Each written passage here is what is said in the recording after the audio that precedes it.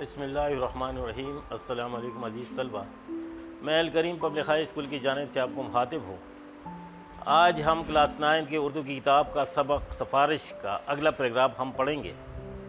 اس سے پہلے جو پیراگراف میں ہم نے ذکر کیا تھا اس مصنف کے دوست آغا جو اس سفارش کا ذکر کیا تھا، اس نے کہ کس طرح ہمارے معاشرے میں اور ہمارے ملک میں اپنا پاؤں پھیلا رہا ہے، اپنی جراثیم پھیلا رہا ہے۔ اس نے اس موذی مرض کو قابو کرنے کے کچھ طریقے بھی بتائے تھے۔ ایک طریقہ تو یہ تھا کہ مطلب سفارش طلب فرد جب آپ پہچان سکے اس کو، تو اس کے ساتھ کیا طریقہ کار اختیار کرنا چاہیے۔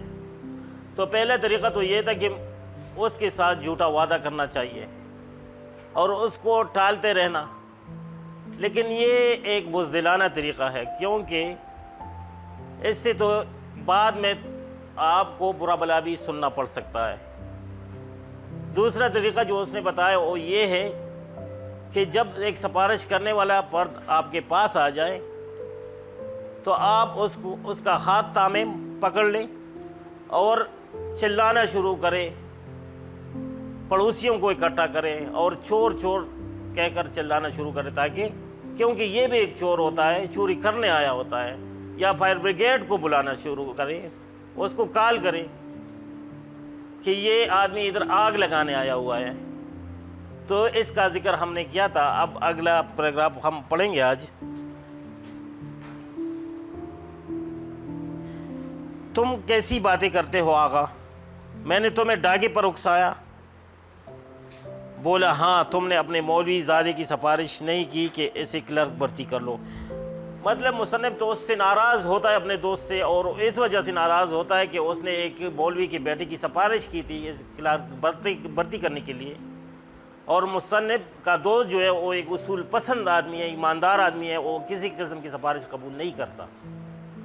تو انہوں نے انکار کیا تھا، اور پھر اپنے دوست کو کہا تھا کہ مطلب ایک مذاق میں اس کو سمجھانا چاہتا تھا کہ کل ڈاکہ ڈالنا ہے، تم میرے ساتھ دو گے؟ تو حیران ہو جاتا کہ ایسے اصول پسند آدمی کے منہ سے میں نے کس طرح یہ بات سنی کہ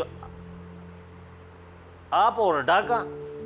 تو اس نے پھر سمجھانے کی کوشش کی کہ ہاں، جس طرح تو نے مجھے ایک مولوی کے بیٹے کی سفارش کی تھی، وہ بھی ڈاکہ ڈالنے کے مترادف ہی تھا، کیونکہ ایک حقدار کا حق چھیننا چاہتا تھا تم۔ تو اس کے بعد یہ ذکر آتا ہے کہ تم کیسی باتیں کرتے ہو آغا، میں نے تمہیں ڈاکے پر اکسایا؟ کیا میں نے ڈاکے کے لیے آپ کو کہا تھا؟ تو جواب میں آغا کیا کہتا ہے؟ بولا ہاں، تم نے اپنے مولوی زادے کی سفارش نہیں کی کہ اسے کلرک بھرتی کرو، یعنی تم نے بھی تو سفارش کی تھی، یعنی اس کو کلرک بھرتی کرو۔ یہ بھی ایک ڈاکہ تھا۔ اب سفارش تو میں نے ضرور کی تھی، لیکن یہ ڈاکہ کیوں کر ہوا؟ لیکن میں کچھ کہنے نہ پایا تھا کہ بولے دیکھو چودھری، سفارش کر کے تم نے کسی دوسرے کا حق اپنے مولوی کی لونڈے کو دلانا چاہا تھا، اور کسی کا حق چھیننا ہی ڈاکہ ہے۔ اس ڈاکے سے تمہیں بچا لیا اور تم اس روز سے منہ پلائے بیٹھے ہو، یعنی ناراض بیٹھے ہو۔ منہ پلائے بیٹھنا، ناراض بیٹھنا۔ تو کیا کہتا ہے جواب میں؟ تو یہ ساری تمہید آغا نے ہمیں زج کرنے کو اٹھائی تھی، یعنی تنگ کرنے اٹھائی تھی۔ تمہید آغاز، کسی بات کا آغاز، یعنی تو ابھی تک جو تو کر رہا تھا میرے ساتھ، یہ اس وجہ سے کر رہا تھا کہ مجھے تنگ کرے۔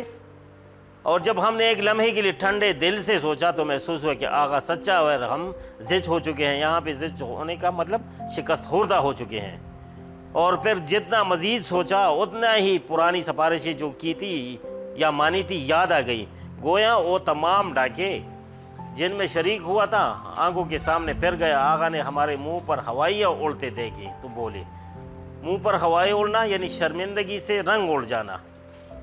محاورہ ہے، محاورے کا اس محاورہ اس کو کہتے ہیں یعنی دو یا دو سے زیادہ الفاظ کا وہ مجموعہ جو اہل زبان نے مرتب کیا اور اپنے حقیقی معنی کے بجائے مجازی معنی دے۔ اچھا اس پیراگراف میں وہی ذکر ہے، یعنی مصنف سمجھ گیا کہ اس کس طرح کس انداز میں اس نے مجھے باتیں کی، تو مصنف کا دوست آغا نے بہت خوبصورت انداز میں مذاق میں اپنے دوست کو سمجھا لیا، اور وہ مصنف کہتا ہے کہ جب میں نے ٹھنڈے دل سے سوچا کہ واقعی یہ تو ڈاکہ ہی ہوا، یعنی ڈاکہ بھی کسی طریقے سے دوسرے کا مال چھیننا ہوتا ہے، اور میں نے بھی ایک حقدار کا حق چھیننے کے لیے سفارش کی تھی، تو کہتا کہ میں پرانے جتنے سفارشیں میں نے کی تھی وہ بھی سامنے آ گئی میری نظروں کے سامنے، اور شرمندہ تھا اس پہ جب آغا نے میرے منہ پر شرمندگی کے رنگ دے کے اور شرمندگی دے کے کہ میں پشیمان ہوں اپنے کیے پر،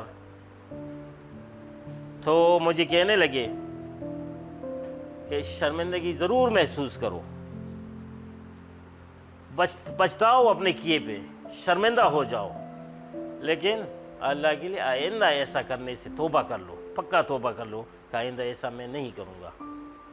بس یہاں تک کافی ہوگا، انشاءاللہ اگلے کلاس میں ہم پڑھیں گے۔ خدا حافظ۔